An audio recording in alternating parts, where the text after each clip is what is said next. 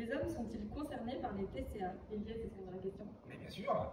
Alors, bien que les femmes soient beaucoup plus représentées dans le trouble des conduites alimentaires, à peu près 10 femmes pour un homme dans l'anorexie mentale et dans la boulimie nerveuse, un peu moins dans l'hyperphagie boulimique, où le sexe ratio est à peu près équilibré, et bien, on retrouve quand même des hommes qui souffrent de cette maladie, parfois sous une forme un petit peu différente sur le plan de la clinique, à savoir une recherche spécifique de musculature, on parle d'obsession de dysmorphie musculaire, ou de bigorexie plus communément.